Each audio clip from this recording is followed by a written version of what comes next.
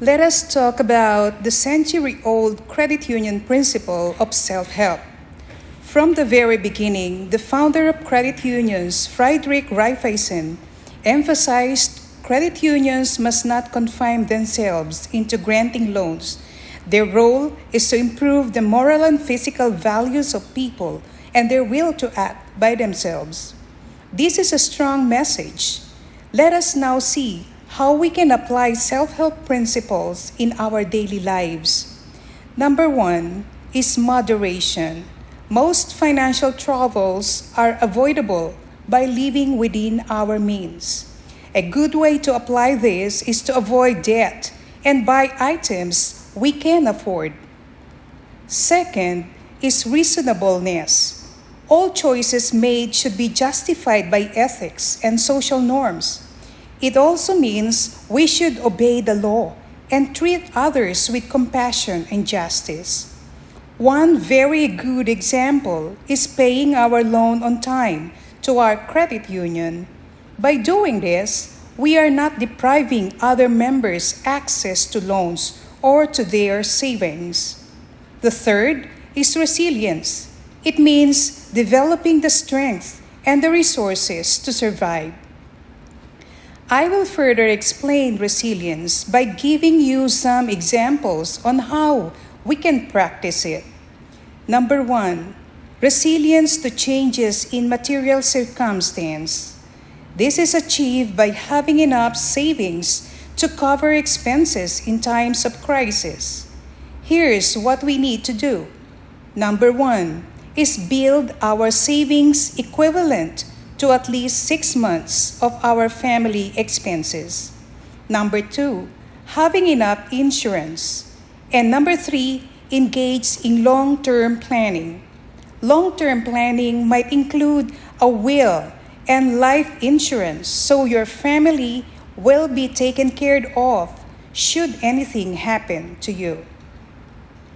Number two is resilience to social changes.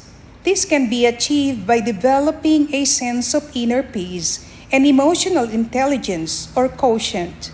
EQ is the ability to understand, use, and manage your own emotions in positive ways to relieve stress, communicate effectively, and empathize with others, overcome challenges, and diffuse conflict. The third is resilience to environmental changes. This can be achieved by living in harmony and learning not to harm the environment. For example, we need to recycle, grow and eat organic vegetables, eat less meat because raising animals increase greenhouse gas emission, conduct energy audit at your home and office, and many others. The fourth is resilience to cultural changes. This is achieved by understanding, appreciating, respecting, and value ours and other countries' people culture, history, and heritage. Now that I have explained the principles and areas we need to be resilient, I want to suggest the behavior and skills members need to cultivate. The goal of self-help is for the members of credit unions achieve financial independence and harmony.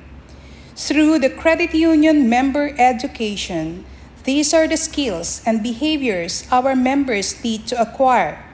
First, financial literacy. We should study financial matters extensively and gather as much information before making financial decisions. For example, we should carefully study every expense or investment we make and understand its impact to our financial future and to our society. Number two is ethics and virtues. These are the basis for every decision, including that of finance. We should always consider the ethical implications of every purchase and decision.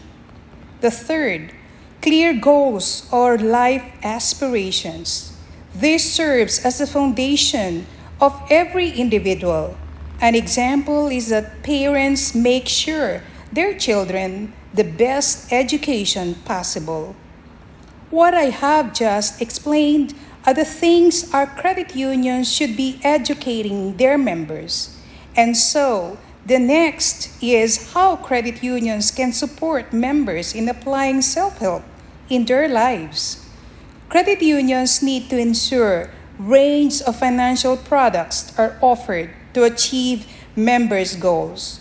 Credit unions also need to provide advice so that members would be able to realize what they want and what they want to be.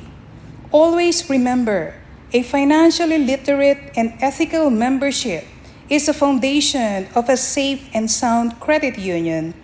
I hope you appreciate the self-help concept Frederick Raiffeisen introduced to us more than 150 years ago. It is very much valid today and a great principle to apply in our daily lives. Thank you very much and see you in our next episodes.